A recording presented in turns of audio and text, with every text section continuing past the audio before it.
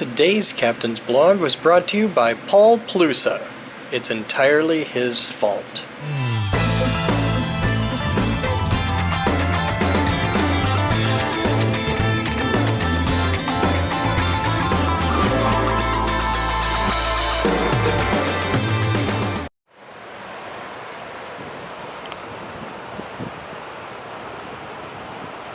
Can you believe I was once dumb enough to walk across this?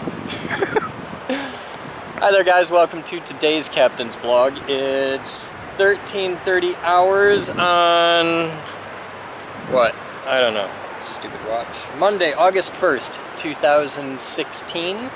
And I'm downtown Grand Rapids at the Grand Valley State University's Eberhard Center, where I'm going to be, I'm doing a taping with Ms. Irwin, which is pretty cool because I've listened to her about 1 billion times on the radio. I listen to a lot of NPR and stuff, but I've never met her, so this will be kind of cool. But right now, I'm right down in front of the Ebsen. Just, usually I sit over there, that fountain thing right there, that's like my spot for sitting, right there. And I like hanging out there. I've had a jet ski up to just about right here. It's the farthest I've ever been upriver. From 5.5 miles down that way is the Veterans Park where we put in. And I found another spot where we can put in that gets us a lot closer, but I've never been past just about this exact line because, as you can see, there's, especially with the water low like this, there's little islands appear, gulls hanging out, and see right there, that white thing? Yeah, that's nature's way of being a mother. Every now and then, nature reminds you that it's a mother. And that'll eat you. That's a big rock. You can see a few of them over here. Wherever you see the water just all of a sudden get all turbulent, it means there's something right under it, and you're looking at fluid dynamics giving you a nice warning, is what that is. They're talking about taking out the fish ladder and the dam and all that, and you'd be able to get from one end to the other, but without some dredging or narrowing the river, which would be kind of handy, like if they went through downtown and just cut the river by 25% in width, then the water would probably get deep enough to be able to take something up it. But right now, unless it's a rowboat, you're not getting through here because it eats engines. Might have to try it in a jet ski though. It'd take a while, but if you took your time, did it at the right time of day. I never go out during the day though. I boat at night, so. Oh, what's that? Oh, it's a duck. Hi, duck. Can you see the duck? It's kind of hard to spot, but I bet if you look close you can see the duck. Paddling like hell, he's trying for station holding right now, but I don't think he's gonna last long there. Alright, you guys have fun. We'll be back. She's a huge fan of this. Yeah, she sent me a message and said, you need to interview Chris. It's been a little bit. I'll go anywhere they tell me. Yeah, no, that's all. It's all good. I might have deleted it because I knew I'd already gotten a hold of you. Any big events coming up? The big thing is the computer stuff. That's the big thing, is the Computers for Families program. What is it called? Computers for Families. For families. We're getting approximately 6,000 computers this year into the hands of people that normally can't afford computers. Okay. And these are complete, good, basic, solid desktop computers. We've got a handful of laptops, but most of it's desktops. And the idea is to get computers into the hands of people that normally wouldn't be able to afford them. Nice. I'm gonna turn myself off. Hi, Mom. Alright. Well, good. Chris, That's the big thing that's going on right now. It's all about getting computers to people that need them. We'll start with a little 101. Sure, you can ask me absolutely anything you want. Are you called the Geek Group National Science Center? Yes, but the short form of that for 20 years has been just the Geek Group. Yeah, but I like the National Science Center as well. That's a thing we earned just in the past year. That's nice. Count to 5 for me, please. 5, 4, 3, 2, 1. Hi there, guys. I'm Chris Boden. This is a levels check. Okay, you're GDU, awesome. GEK. You've done that. You've done that before. I've been in front of a microphone once or twice. Good. I want to ask about your background. All right, Chris. Here we go. In 3, 2, 1. Let's get you educated or re-educated to the Geek Group National Science Center. It's an opportunity for you to get to know an organization that's doing great things in the community and how you can help the Geek Group providing access to science, technology, engineering, art, and math by ... My next guest fills that in. Chris Boden, President CEO, step up to the microphone. Good morning to you. Good morning, and thank you for having me here. Yes, let's do some 101s. Who's Chris Boden? Weirdo science super freak. That's my thing. Well, then hang out here a little more often. I like it here. There's all kinds of technology. Yes, buttons to push and more. Educated? Basically self. But slightly educated. The older I get, the less I know. That's good. How did the Geek Group come to be, Chris? Me and a bunch of my weirdo science friends like to build stuff and share our toys, and we just grew from there. It turns out that there's a lot of other people out there that like to tinker and build, and we collect them. But now we find you in a National Science Center up on Leonard, so your dream has become, well, be careful what you wish for. It's grown much farther than we ever imagined, and now we have the ability to reach more people than we ever dreamed. Great. So, describe the Geek Group to us. This is a physical building with a lot of stuff inside of it. What's your mission, Chris? Our mission is to provide access. It's all about allowing people to have the ability to design, create, and build anything they can imagine. Everything we do is focused around access. Yes. And if I walk into your doors, what do I find? Tools.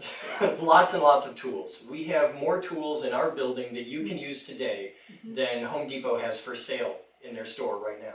And the idea is that you can walk into our doors and anything you can think of, anything you can imagine, you can design and build and create in our building. That's the entire idea. It's a place where you can come and build anything you can imagine.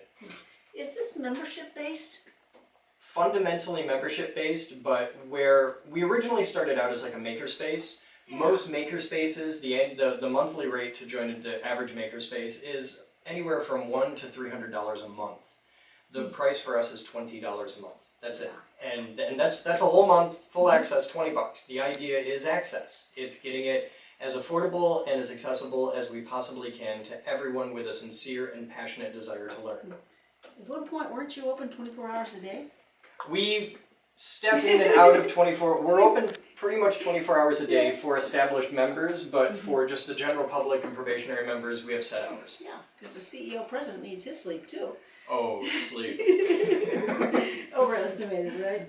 Chris, let's take me through a scenario. You are now the Geek Group National Science Center, and you've earned this privilege to be called this. Yeah, we started out as just a student group, like out of Grand Valley a million years ago, back in 1994, and it grew, and it grew, and it grew. And we met the requirements to be officially a National Science Center as of, we did the official transition January 1st. Sure. And it kind of surprised us. We weren't really excited. We're like, wow, we are that big. And it just grew from there. So we're taking on a more gravitas, a larger role than just a community makerspace. We have a global reach through a lot of our programs.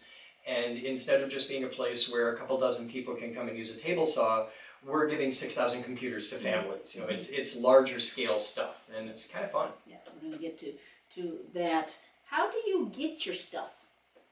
People like you, donations, especially people in technological things like that, like radio and television. Right. We get a lot of equipment. Like you live in a world where everything is digital and high def. Yes. All of the very, very expensive yesterday's gear that's analog and standard def, we hunt that, we collect it, we get it donated, and we've built 3 television stations out of it with 0 budget. And I can have high school and college kids tinkering with this, doing real broadcasting, learning the ins and outs of the nuts and bolts of it, and that's a huge asset when your next step is to go off to college at, maybe the Eberhard Center and learn broadcasting. Yes, thank you for that. Chris, what are you doing when it comes to computers and families?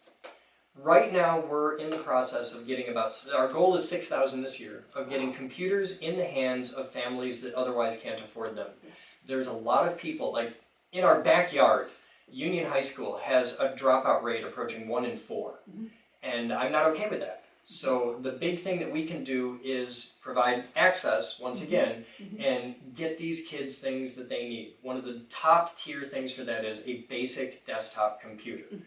We're trying to get 6,000 of them into the hands of these kids that can't afford like a shiny new $500 computer at Best Buy. We're doing it for 40 bucks a piece. That's it. It's what it costs us to move them, clean them, fix them, ship them, everything. 40 bucks out the door. It's rock simple. So how is this happening? Are you asking the community to either donate a used one or a new one to your services? If people want to donate computers, that's great, but the big thing I need right now isn't donations so much as I need people that know families in need. I need the families in need to walk in our door. We've got a pile of 1,000 computers sitting there right now. I need to get the word out and let people know we have the computers, we're ready to go. Send us you're tired, you're poor, you know, that we need people. Yes, yes. And I trust internet access then becomes part of the user's next step in life. That's the idea, and we can help them get on the internet for as little as 10 bucks a month. There are community-oriented programs in existence, and the idea is if we can get them the computer, they can get on the internet. Now they have access to the world's largest reference library, and all the software on the computers is free. It's all there. It's a complete operating system, everything. It's all Linux-based, and especially for younger kids, all of the fundamental educational software of basic math, spelling, grammar, history, English, all that stuff, it's all there, and we can help get these kids a leg up. Yes, and it does, there is some skin in the game. $40 is the cost. Nothing is free in life, so I appreciate that, but as you mentioned, it certainly does beat the retail stores. So the computers are designed for families with kids who need a computer to do homework. Yes. Yeah. Yeah, you're reaching out to the schools? Yeah, we're reaching out to schools, church groups, youth groups, scout groups, everybody I can get to hold still for 30 seconds and listen, I'm reaching out to. If I can get one to a guy in the elevator on my way out of here, I'm doing it. But the idea is that the cost on these computers is 40 bucks. It's an order of magnitude less than what you would typically pay for a basic desktop. But your target audience is the kid. Yeah. Yes. Yeah. The idea is to get it to the kids, the families. These computers are, you could use one of these as your office computer. It'd work just fine. Sure. But you're not going to do, they're not like awesome gaming machines or anything, you know, these aren't that. These are basic, simple desktop computers. But you've done your homework enough to know that these are still absent from kids' lives. Oh, we yeah. know how important, how a must is to have a computer in our life now. Yeah, it's a fundamental requirement for any high school kid, for most grade school kids. You have to have a computer, just for basic stuff. So that continues. You also offer a number of workshops from computer labs to laser labs, woodworking, metalworking, and robotics as well? We have every type of basic workshop and research lab that you would find on campus at Grand Valley. Like computers, lasers, avionics. We have a dedicated lab just for RC control aircraft, which is basically robots that fly. If you're a robotics student at Grand Valley, getting time on a big 10-foot tall industrial robot is really hard to do because you have to compete among so many people. You can walk in the door at our building today, sign up, be a member, and we have it's actually 12-foot tall industrial robot. We have a fleet of robots, and you can come and learn how to program it and how to do everything that's involved in that. I'm trying to think, when I took a tour again, there was an area where something blew up. You blew something up. Well, assuming that was on purpose, that was in the high voltage lab. Yes, it was on purpose. You mentioned right as we came in here, over your lunch hour, were at the YMCA. We're in the old YMCA on Leonard Street. Oh, that's right. That is the old YMCA. It's the original West Side Y. And the old swimming pool is now a high voltage lab. In fact, it's the only high voltage lab that's open to the public anywhere on Earth. There's only about 25 high voltage labs in the world. And we're the only one that isn't like you have to have a PhD to get into that room. It's not locked down, it's open to the public, and that's where you saw the big explosion. And didn't you have, wasn't it their old racquetball? Yeah, that's our studios. That's the studios. The old racquetball courts are Studio A through D, and A is a big live room, B is a recording studio, similar to this. C is our visual production studio, where we produce videos for lots and lots of people all around the world. And D is where we do video post-production. Great. Well, I trust you. You welcome anyone to tour and or sign up for their membership ASAP. Absolutely. We do full public tours every Saturday at 12:30 sharp. Show up a few minutes early, and you get to see. There's explosions and giant robots and the whole nine. And we do private tours for people on a walk-in basis, and we're open every afternoon. Great. And details one more time on the computers and the families in need. The computers are $40 a piece. They're open to anybody who walks through our doors, and we just want to get them out to people. It's a basic desktop computer, dual-core 3 GHz processor. If you have technical questions on them, just show up and ask. But yeah, and there's no limit how many you can buy. If you have like 5 kids, you can buy 5 computers. If you have a church group or something like that, we've had a lot of churches come through where they buy like 10 or 20 of them and they give them to people, and that we're totally there. If people are interested in sponsoring a computer for a family or something, just get a hold of us. We're easy to find on Facebook. And all of the basic information can be found at www.thegeekgroup.org. Great. Presented by you, Chris Boden, President, CEO. Thank you very much. We'll speak again. Thank you. Quick and painless, done in one. Yeah. It's almost like we've done this once or twice. It is. I think we're good. Sometimes I like to come in here and sit down and just be like, "Hi, I'm scared, but you see me in action, so I can't get away with that." I was gonna say, you're not going there. I do want to take your picture though. Oh, cool. Yeah, put that microphone back up here. Okay. Yes, hide the ugly. You're a big There. deal. No, stop. No, you wasn't going there. Oh, hi. We better do this one. 1, 2, 3. Oh, that's good. That's worth some money. Hello. Hi. What you doing? Teaching a 14-year-old how to weld. Oh, that's not gonna end in tears. Adam. Okay. Teaching Adam how to weld. You're Adam's mom? Well, I'm his adult. You're his adult? Household member. Okay. Are you learning how to weld too? Yes, you can. Everybody tells me I should weld. You should learn. You're here. You got the thing on. What more could you I want? didn't come quite prepared, open I shoe. had welded. And, Yeah, that's gonna suck really bad. Yeah. I came as a watcher today. So. Okay. Ready for children? Eyes!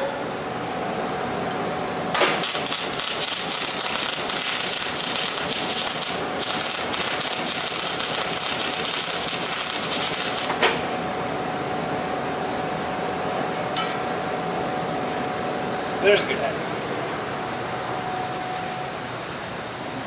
So I'm back, and the interview was fun, and we did that. They're hard at work on stuff.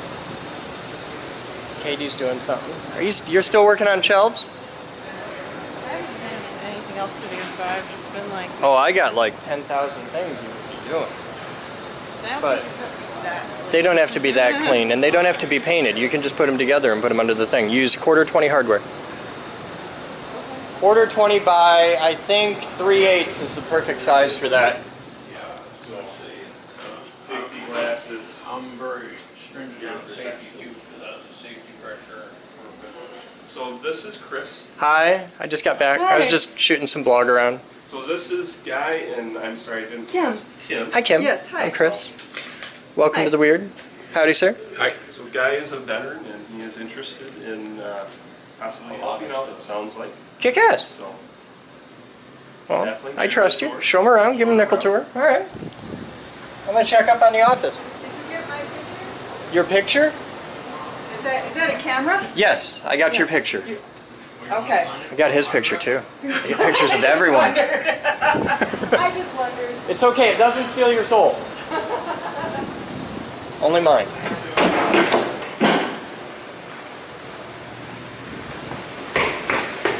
What's up? Huh? Making more coffee. Oh, okay. Building runs on coffee. Good afternoon, sir. Good afternoon. Oh, we've got stuff. What stuff came in? Ooh, it's a TIAC. That's one you don't see often. Huh. Donation came in? Yeah. A TIAC. Missing a knob, couple knobs. How old are you? It's an AGV 3020. Old enough that she didn't remember when she purchased it. Yeah. It's a TIAC. Huh. That's kind of cool. We got another interesting donation. What we get?